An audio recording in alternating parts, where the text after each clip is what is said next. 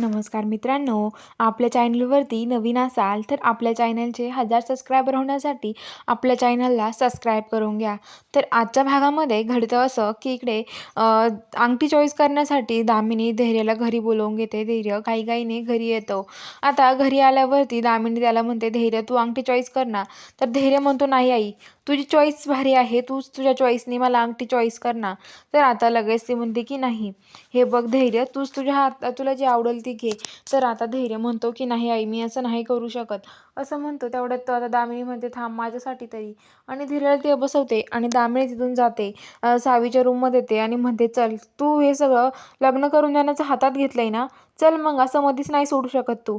चल तिथे आणि तू लग्न कसं करून द्यायचं ना ते बघ, चल लवकर, असं म्हणत असते. आणि म्हणत असते की आता अंगठ्या चॉईस तुझ्या मनाने करायच्या. तर आता सावीने जी धैर्याच्या बोटात अंगठी घातलेली असते ती धैर्याच्या बोटामध्ये फसते, ती निघतच नाही. तर आता ते म्हणतात, आता काय करायचं.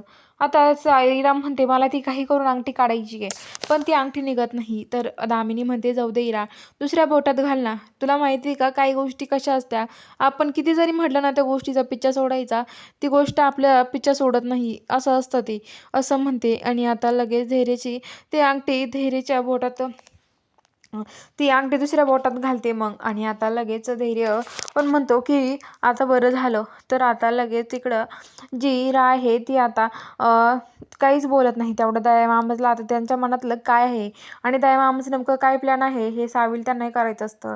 धैर्य ते दारू पाजतात दयामामाला खूप, आणि धैर्य दयामामासोबत बोलत असतो आणि म्हणत असतो की दयामामा, तुमचं अजून एक घर कुठं आहे हो.